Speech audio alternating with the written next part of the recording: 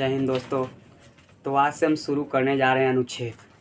अनुच्छेद क्या होता है? अनुच्छेद अगर आप पढ़ लेते हैं ना तो आपको एक अनुच्छेद पर 7 नंबर आता है। संस्कृत के एग्जाम में 7 अंक आती है। और अनुच्छेद होता क्या है? अनुच्छेद सीखने से पहले आपको अनुवाद आना जरूरी है। अगर आपको अनुवाद आता है तो मैट्रिक एग्जाम में आप 34 नंबर प्राप्त कीजिएगा केवल अनुवाद से। सोचिएगा कि 34 नंबर का तो अनुवाद भी नहीं आता था, 34 नंबर आ कैसे जाएगा? 34 नंबर के ही अनुवाद आता है, लेकिन डायरेक्ट अनुवाद नहीं आता है। तब 34 नंबर के आएगा कैसे? देखिए, पहले आता है गद्यांश। गद्यांश के नंबर के आता है 13 नंबर के। तो बोलिएगा ये तो अनुवाद है नहीं। तो गद्यांश उसी से बनेगा जिसको अनुवाद आता है। ये पूरा संस्कृत में रहता है, एक कहानी की तरह दिया रहता है संस्कृत में। उसको पढ़ के नीचे दिए गए सवालों को उचित जवाब देना रहता है। तो जब तक आपको अनुवाद नहीं आएगा तो आपको संस्कृत पढ़ के उसको हिंदी नहीं आएगा। एक तरह से भी अनुवाद हो गया 13 नंबर। दूसरा नंबर आपका हो गया क्या चीज? पत्र लेखन।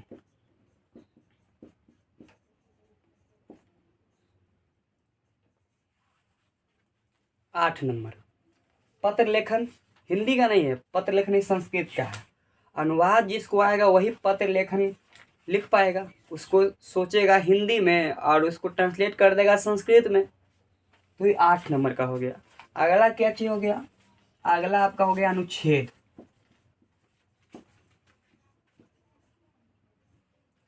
अनुच्छेद कितना नंबर का आएगा? 7 नंबर का, जो कि हम आज पढ़ने जा रहे हैं। अनुच्छेद ये कैसे बनेगा? तो ये आपको अनुवाद आता है तभी बनेगा। अगर आपको अनुवाद नहीं आता है तो तीनों में से कोई नहीं बनेगा। उसके बाद क्या चीज आता है? अनुवाद। अनुवाद एग्जाम में कितने नंबर का है? ये हो गया 6 नंबर का। 13, 7, 20, 8, 28 और 34। 34 नंबर के केवल जिसको अनुवाद आता है वो मैट्रिक एग्जाम में 34 नंबर ले आता है। अनुवाद आपको आएगा। पीछे जितना वीडियो अपलोड किए पूरा वीडियो अनुवाद पे है। पूरा वीडियो देखिएगा तो एग्जाम में आपका 34 नंबर आएगा। केवल इतना से ऑब्जेक्टिव तो वस्तुनिष्ठ प्रश्न बहुत सा आएगा, 34 नंबर की आएगा आपको। अनुवाद आता है 12 गो, जिसमें कोई 6 गो बना देना है आपको। 6 गो ही बनाइएगा, उससे ज़्यादा बनाने की कोशिश न कीजिए। ज़्यादा बनाने से ज़्यादा नंबर नहीं आ जाएगा। अब इसमें देखिए बहुत सा अनुच्छेद हम दे दिए हैं। पहला पाटलिपुत्र मतलब पटना। दूसरा मम ग्रामम, मम मतलब मेरा, ग्राम मतलब गाँव, मेरा गाँव। आदर्श ग्राम मतलब कि जिसको बोलते हैं आदर्श, बने एक अच्छा गाँव जिसको आप बोल सकते हैं, आइडियल विलेज। अगला सत्संगति, अच्छा संगति, शरद ऋतु, अस्माकम देश, आदर्श छात्र, छात्र जीवनम, हिमालय, दीपावली। 10 वो अनुच्छेद बोर्ड पे हम लिखे हैं। यही अनुच्छेद में से आएगा, उसमें से कोई एक आप बना दीजिएगा। जैसे हम बोर्ड पे बताएंगे सेम उसी एग्जाम में छाप दीजिएगा। 7 नंबर से 1 नंबर भी नहीं कटेगा, पूरा 7 नंबर आपको एग्जाम में लग दे देगा आपको। अब देखिए आगे हम बनाते हैं ना पाटलिपुत्र।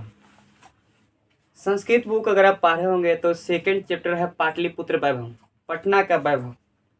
तो वही पटना के वैभव में से कुछ लाइन आपके बोर्ड पे है। जैसा बोर्ड पर लिखा गया सेम दम समझने का प्रयत्न कीजिएगा तो पूरा का पूरा आपको समझ में आ जाएगा। पहला लाइन है पाटलिपुत्रम अति प्राचीनम नगरम अस्ति। पटना अति मतलब बहुत, प्राचीन मतलब पुराना, नगरम मतलब नगर, अस्ति मतलब है। पटना बहुत पुराना नगर है। 7 लाइन जानते हैं कुछ चीज?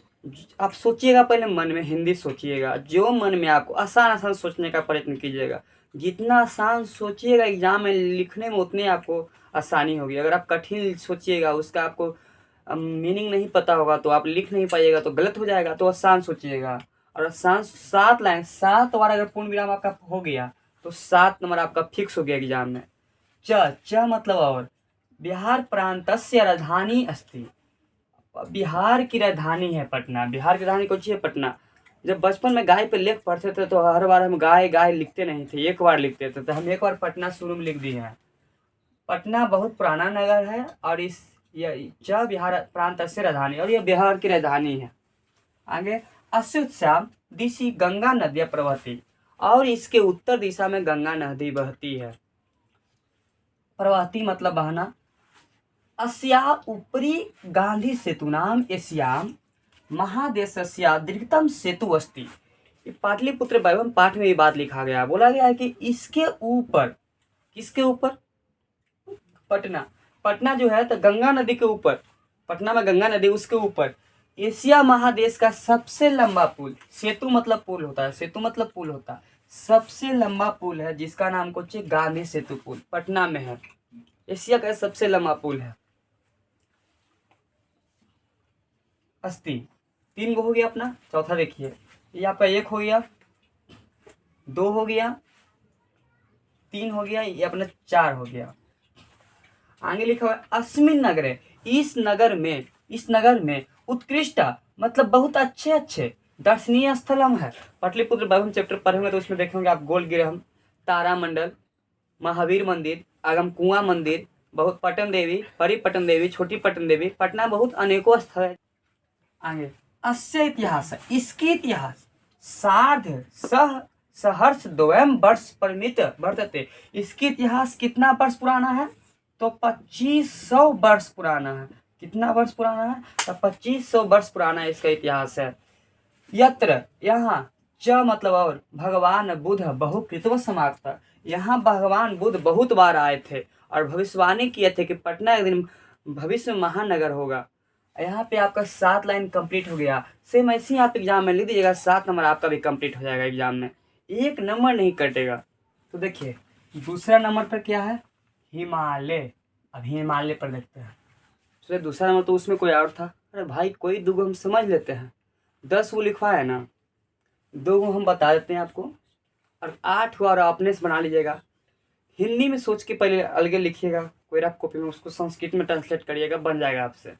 एग्जाम में 5 गो आएगा, कोई एक सोल्व कर दीजिएगा।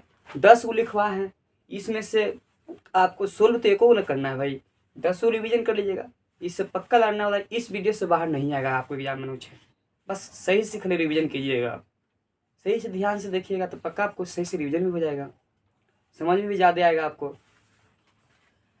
हिमालय एक श्रेष्ठ पर्वत अस्ति। हिमालय एक श्रेष्ठ मतलब बहुत अच्छा पर्वत है, श्रेष्ठ मतलब उत्तम है, बहुत बढ़िया पर्वत है। पर्वता नाम षष्ठी बहुवचन बालक सबके समान। पर्वता नाम हिमालय पर्वत अस्ति। हिमालय पर्वतों का पर्वत है, हिमालय पर्वतों का पर्वत है, जिसको राजा कहते हैं, मतलब पर्वतों का राजा है। यहाँ पे पर्वत की जगह पे आप निरपल लिख दीजिएगा, यह पर्वतों का राजा है। हिमालय सभी पर्वत में सबसे बड़ा पर्वत, इसलिए पर्वतों का पर्वत है, हिमालय पर्वतों का राजा है। आयम, आयम मतलब होता है यह पर्वत भारत के उत्तर दिशा में स्थित अस्ति। जो हिमालय पर्वत है ना, भारत के उत्तर दिशा में स्थित है, स्थित मतलब है, बसा हुआ है, भारत के उत्तर दिशा में है। हिमालयात पंचमी एकवचन, हिमालयात मतलब हिमालय से, पंचमी से होता है, अलग होता है। तो अनेका मतलब बहुत सा, नदियाँ, हिमालय से बहुत सा नदी निसरंती निकलती है, हिमालय से बहुत सा नदी निकलती है। च गंगा नदियाँ अपि निसरती, इसमें एक गंगा नदी भी, अपि मतलब भी, अपि मतलब भी, च मतलब और, च मतलब और, इसमें गंगा नदी भी निकलती है हिमालय से। अयम पर्वत, अयम मतलब यह, पर्वत मतलब पर्वत, अस्माकम मतलब हमारा, रक्षका मतलब रक्षा, आपी मतलब भी करती है। हिमालय पर्वत जो हमारी रक्षा करते हैं उत्तर दिशा से, भारत देश का हिमालय पर्वत उत्तर दिशा में जो बसा हो, उससे भारत देश को रक्षा करती है। इसी तरह से आपका एक खत्म हो गया। 7 वो पूर्ण विराम पहुंचा देना है, 2 को हम बता दिए हैं आपको, 8 वो आप अपने से सोल्व कीजिएगा। अगर सोल्व आपसे नहीं हो तो आप कमेंट कीजिएगा, फिर से आपको सोल्व करने के लिए दोबारा सिखा दिया जाएगा। धन्यवाद।